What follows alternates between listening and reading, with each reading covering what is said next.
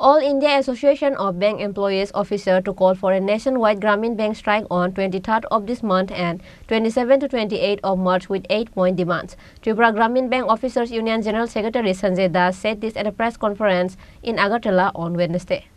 The All India Association of Bank Employees officer is continuing its agitation as the age-old demands of the Grameen Bank employees across India are still not being met. All India Regional Grameen Bank Employees Association has called for a nationwide Grameen Bank strike after the step-by-step agitation. Tripura Grameen Bank Officers Association will also participate in it. Tripura Grameen Bank Officers Union General Secretary Sanjay Das said this at a press conference in Agartala on Wednesday. He said that on 23rd of this month and 27th and 28th of March, Grameen Bank across the country will be on strike due to the 8-point demands. নাম সঞ্জয় দাস, আমি general secretary Tripura গ্রামীণ bank officers union. আমার সাথে আছেন আমাদের আরেকটা সংগঠন TRA association টিজিবিআরএস এর জেনারেল সেক্রেটারি রাধামোহন সিনহা। আমার সঙ্গে আছেন জেফ চেয়ারম্যান বিজন ধর। আমার সঙ্গে আছেন টিজিবিই এর মিস এমপ্লয়িজের প্রেসিডেন্ট অজিত দেববর্মা।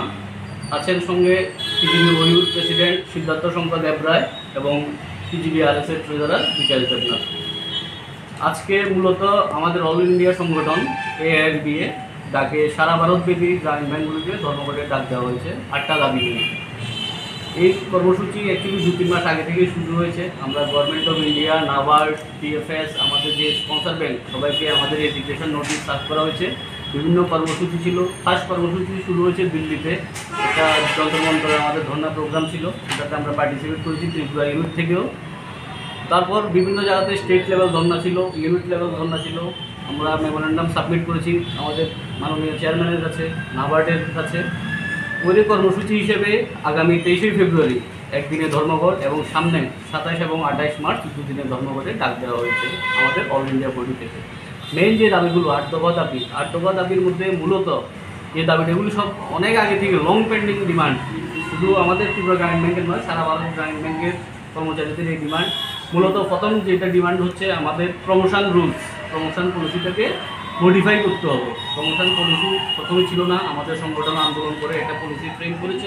তারপর দেখা যাচ্ছে কি আমাদের স্পন্সর ব্যাংকের সাথে আমাদের এখানে যেমন এটা পাঞ্জাব ন্যাশনাল ব্যাংক, কোথাও এটা এসবিআই আছে, কোথাও কানাড়া ব্যাংক আছে, একটা হিউজ গ্যাপ আছে।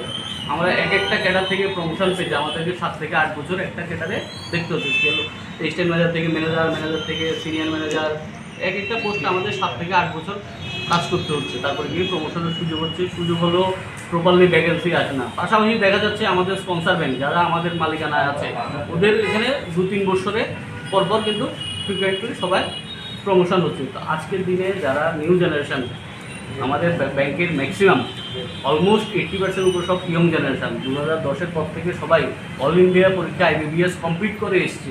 আমি যখন অল ইন্ডিয়া পরীক্ষা কমপ্লিট করে এসেছি, তাহলে আমার যোগ্যতার কোনো অসুবিধা নেই, যোগ্যতা নিয়ে কোনো প্রশ্ন নেই। তাহলে আমি স্পন্সর ব্যাংকের মতো কেন সুযোগ সুবিধাগুলো পাবো না? ফার্স্ট দাবি আমাদের স্পন্সর ব্যাংকের নাই, আমাদের প্রমোশন পলিসিটা চালু করতে হবে। ওখানে যে রুলস আছে 2 বছর 3 বছর যেটাই রুলস আছে, ওটা আমাদের গ্রামীণ ব্যাংকগুলিতেও চালু করতে হবে। এটা মূলত ফার্স্ট দাবি আমাদের।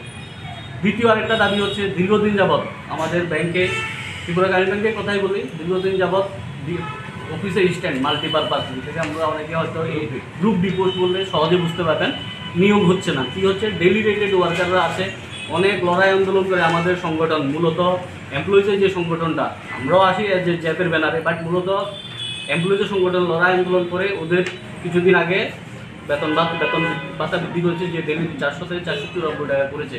বাট আমাদের দাবি ছিল না, ওদেরকে মিনিমাম ওয়েজেস অ্যাক্টের আওতায় আনতে হবে। আর তৎসাপেক্ষে রেগুলার করার জন্য আমাদের দাবি ছিল। এই কারণে আমাদের আরেকটা দাবি ছিল যে আমাদের আরেকটা গ্রামীণ ব্যাংক, অন্ধ্রপ্রদেশ গ্রামীণ ব্যাংক, ওখানে হাইকোর্ট এবং সুপ্রিম কোর্টে গেছিলো, ওখান থেকে একটা জাজমেন্ট ছিল যে ওদেরকে ওয়ান টাইম রিল্যাক্সেশন দিয়ে একটা নিয়োগ প্রক্রিয়াতে অন্তর্ভুক্ত করা যায়। কারণ একজন কি হচ্ছে 10 বছর 15 বছর 20 বছর ধরে একটা ব্যাংকে কাজ করছে। শুধু এটা ত্রিপুরা গ্রামীণ ব্যাংকের পিকচার নয়, এটা সবগুলো গ্রামীণ ব্যাংকের একই পিকচার। ওরা গ্রুপ ডি যা যা কাজ করা দরকার করছে, বাট মাইনে কত পাচ্ছে? 400। এখন 400 থেকে আমাদের এখানে হচ্ছে 494 টাকা। আমাদের দাবি ওয়ান টাইম রিল্যাক্সেশন দিয়ে ওদেরকে নিয়োগ করতে হবে। আর একটা কোর্টের একটা ভার্ডিক্ট ছিল যে একটা বসে এলিকেবল সলিউশন, কোনো যেহেতু পলিসি নেই, ওদের জন্য age relaxation, educational qualification relaxation, এগুলো দিয়ে একটা কী করা যায়, এটা সুইটেবল একটা সিদ্ধান্তে আসার জন্য, বাট গভর্নমেন্ট অফ ইন্ডিয়ার পক্ষ থেকে কোনো ধরনের নড়চড় নেই। এমন কটা দাবি আপনাদের? টোটাল দাবিটা কটা? টোটাল 8টা দাবি আমাদের, যেগুলো মূলত একদম হাইলাইট করছে। একটা হচ্ছে ফার্স্ট হচ্ছে প্রমোশন রুলস, সেকেন্ড হচ্ছে ডিএডব্লিউতে রেগুলেশন করতে হবে অন্ধ্রপ্রদেশ গ্রামীণ ব্যাংকের যে ভার্ডিক্ট, কোর্টের ভার্ডিক্ট, ওই ভার্ডিক্ট অনুসারে। তৃতীয় একটা মেইন দাবি আমাদের সার্ভিস রুল নিয়ে, যারা নিউ জেনারেশন সার্ভিস রুল এবং লিভ রুল নিয়ে। আমাদের ব্যাংকে যারা চেয়ারম্যান বা স্পন্সর ব্যাংকে যারা আছেন তারা কি হচ্ছে দেখা যাচ্ছে তারা পিএল, আমাদের প্রিভিলেজ লিভ হয়, যারা রিটায়ারমেন্টে যায় ওটাকে লাস্টে আমরা এনক্যাশ করতে পারি। ওটা কী হয়, আমাদের ব্যাংকে এখন 240 দিন আছে, বাট বাইপার্টেড সেটেলমেন্ট, ব্যাংকিং ইন্ডাস্ট্রিতে যে বাইপার্টেড সেটেলমেন্ট হয় নেগোসিয়েশনের মাধ্যমে, জয়েন্ট নোট হয়, ওখানে কিন্তু ওটা 270 দিন করা হয়েছে। তাহলে একটা ওয়ার্ডে ছিল যে অটোমেটিক্যালি সবগুলো গ্রামীণ ব্যাংকে ওটার এফেক্ট হওয়ার কথা ছিল, আমরা বেতন পাচ্ছি ওই হিসেবে, বাট কী হচ্ছে আদার্স যে পার্টগুলো এগুলো কিন্তু আমাদেরকে কোনো না কোনোভাবে ডিপ্রাইভ করছে। তো আমাদের এখানে আমরা পিএল পাচ্ছি কত 240 দিন, বাট আমার স্পন্সর ব্যাংকে হয়ে গেছে এটা 270 দিন। তো আমাদের উদ্দেশ্য হচ্ছে যাই কিছু নিয়ম থাকবে ব্যাংকিং ইন্ডাস্ট্রিতে, তুমি সবগুলো একটা ইউনিফর্ম নিয়ম নিয়ে আসো সবার জন্য। তুমি এন্ট্রির সময় এক্সাম নিচ্ছ একটা কমন IBPS এর থ্রুতে, তাহলে পরে কেন এত অসামঞ্জস্য? এগুলোকে সামঞ্জস্য করতে হবে, এটা আমাদের দাবি। Leaders Radha Mohan Sinha, Bijay Dhar, Ajit Debarma, Siddharth Shankar Devroy were present in the press conference. Reported by Pranab from Agartala, Chini Khorang.